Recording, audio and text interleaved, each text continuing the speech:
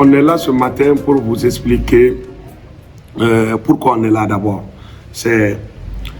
Nous sommes en train d'élaborer un nouveau schéma directeur régional de l'emploi et de la formation professionnelle. Ce schéma-là, normalement, est chapeauté par le conseil régional de CAI. On avait déjà un ancien schéma qui est caduc, qui est fini depuis 2 ans, pratiquement. L'ancien schéma qui était là a pris fin depuis 2 ans. Donc, ils ont sollicité la pêche pour l'élaboration d'un nouveau schéma. Donc, on a lancé les processus d'élaboration du schéma depuis avril à CAI. Mais vu des contraintes, on avait commencé à élaborer le schéma, on avait fait des rencontres de cadrage du schéma. On avait fait beaucoup de rencontres, on a mis en place des groupes thématiques qui ont travaillé sur les filières porteuses, sur beaucoup d'autres aspects par rapport à l'élaboration du schéma. Un peu, ça coïncidait avec la période hivernale, on a dit sursoir, parce que les zones de CAI, il y avait beaucoup de zones très difficiles d'accès. On a arrêté les travaux.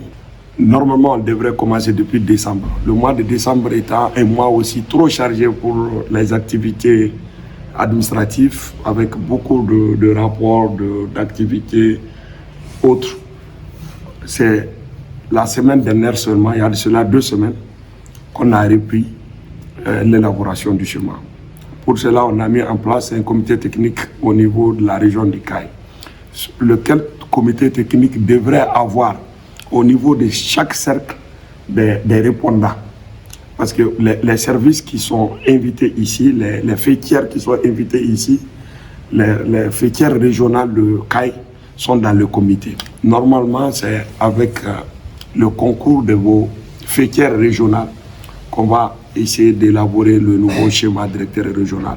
Mais du moment où on devrait passer dans chaque cercle pour élaborer pour parler de l'importance du schéma et vous dire quand même qu'il y a un schéma en cours d'élaboration qui doit prendre en compte toutes les préoccupations de chaque cercle par rapport en termes d'emploi, dans la formation professionnelle, les établissements professionnels qui sont là et tout ce qui concourt à l'employabilité. On devrait le faire avec les services locaux sur place.